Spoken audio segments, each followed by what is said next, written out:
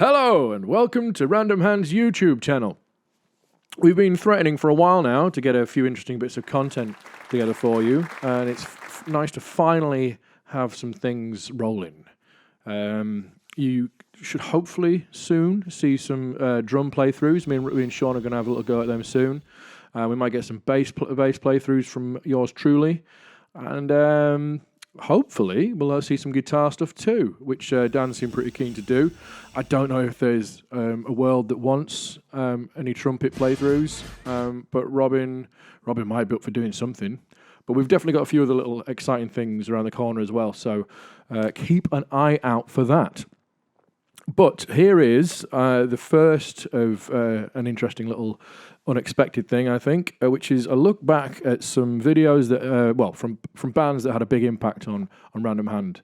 So it's what better place to start than King Prawns' Dominant View, a song that played a big part in shaping us. And yeah, it's a video that I don't think I saw a lot when it first came out, but I haven't seen it for 10 years. So what I remember of it is them in a car in London. There might be some surprises, but we shall see. But yeah, on from that, please, if you feel so inclined, please go and like and subscribe. There'll be something here telling you to do that. Hit like and subscribe, get involved, and hopefully we're going to have a nice, interesting time in the world of Random Hand. But without further ado, let's get in and have a look at the video. So let's roll. Here we go. London. Trumpet.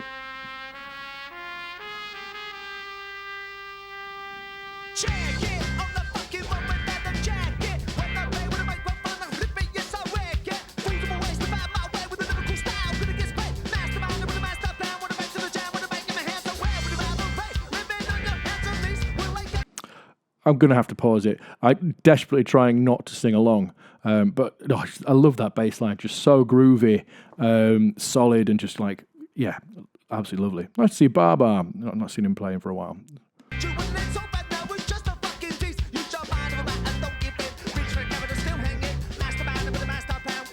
They don't give a damn.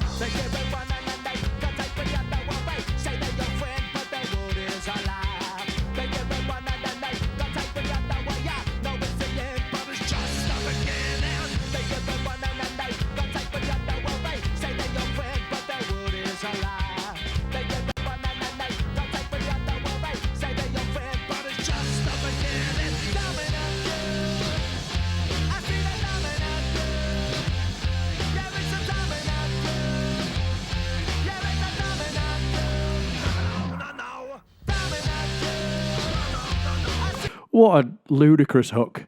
It's such a good one. You don't get things like that very often, do you? Everyone's always going up for the high stuff, but yeah, it's great to hear that. I remember when we were always talking about this and stuff, that we always were convinced it was Babar singing that now. But I'm not convinced it is. Like, if you really listen, I'm not sure it is, and I think it might be Al doing the whole thing, which, more to the point, I think it's all Al with no backing vocals on this, which is, again, it's quite rare. It wasn't rare, but it definitely is. Like, we wouldn't do that anymore. I don't think we've got any songs without any backing in at all. I think we've got the odd chorus, change of plan, maybe Anthropology and Play Some Ska. Didn't really have any backing in the choruses, but that wouldn't happen now. I really don't think it would happen. But is it a bad thing? Have they lost anything? I don't think so. This song is totally iconic and brilliant, and you don't lose anything with it just being Al doing an incredible job. But yeah, on with the song.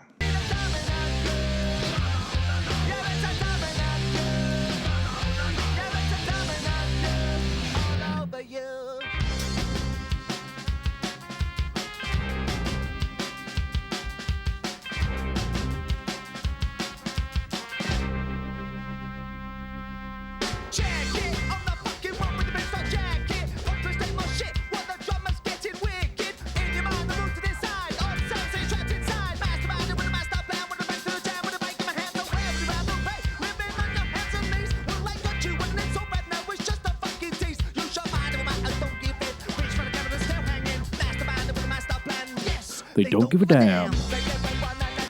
God, it's such a easy win being from London, isn't it? And I mean, no, like, slight on that. It's so good. And there was such a London band. You know, they really kind of had that vibe about them, that they were kind of the melting pot of the underground scene of London was what King Prawns were, and it was always such a big part of their character in a way that I just don't think you necessarily get if you're not from London. Like, it's so difficult to translate just because it's such an iconic city, and you get that.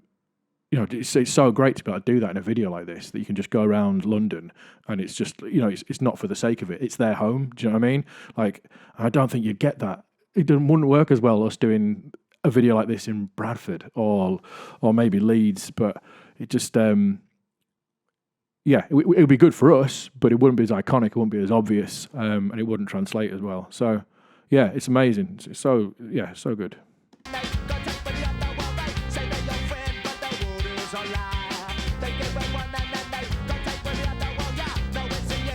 Are they driving that car? Yeah, because it feels like they shouldn't be driving that car doing this. There must be something in front of them. We'd have to absolutely jerry-rig something and do it illegally. But yeah, I wonder how they did that. Did they have a budget? Did they have something towing them? Questions? Have you got any questions? Do let me know.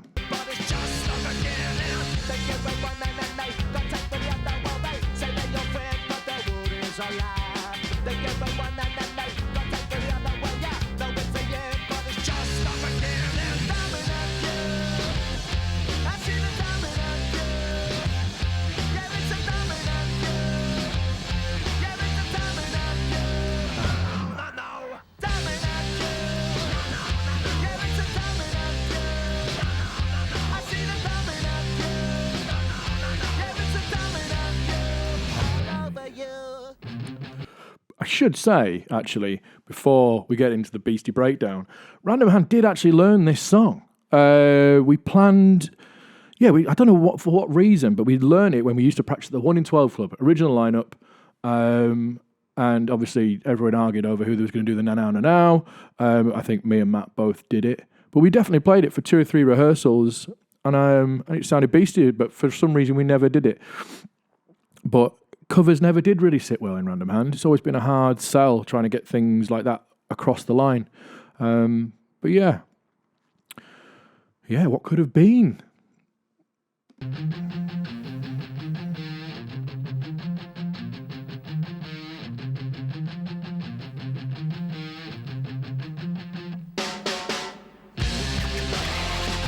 Dex! I forgot about Dex. Yes.